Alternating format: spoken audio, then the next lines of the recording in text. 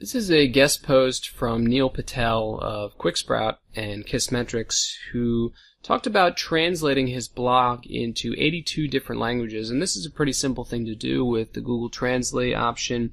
But there's also some plugins that you can use.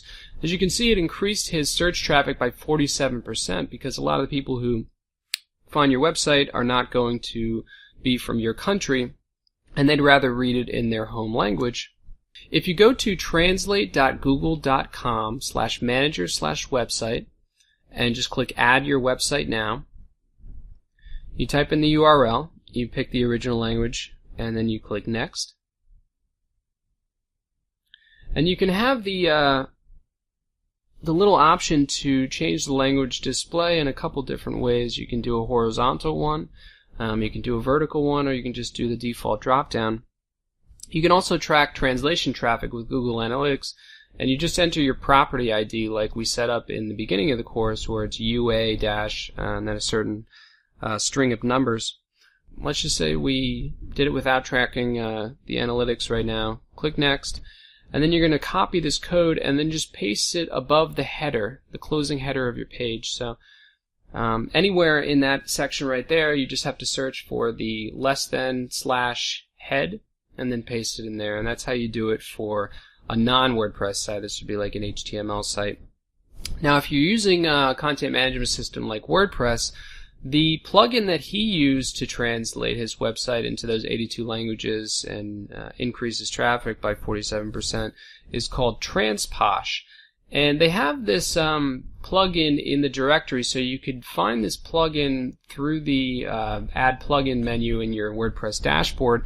But the latest version is actually at their own website, transposh.org/download. They said they had some problems updating the plugin in the directory itself. So if you go to this website and you click the zip file there and let it download onto your computer, it's going to say that this file is not generally downloaded. Don't worry about that.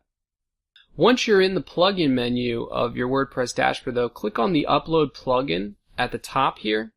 And you might not have done this before. There's one other lecture in this course where I show you how to do this manually. You're going to find that zip format file in your computer, the one you just downloaded. You click Choose File, and then you just upload it in there. And once you've done that, you'll see it in your list, just like you would do with any other plugin that you installed from your dashboard, except you did this one manually. You can click Settings. And there's a couple things I want to change here. Languages, first of all.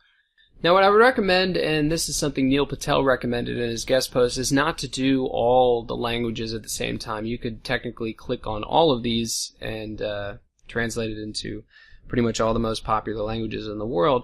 But he recommended doing maybe 10 at a time, letting it translate, because this is going to take several hours to translate all your pages. So what I've done here is I've chosen the 10 most popular languages in the world, or the most spoken languages. You're going to see them in their native format, but if you want to change them all to your native language, you just click this top option here, and then it changes it into English, for example, for me.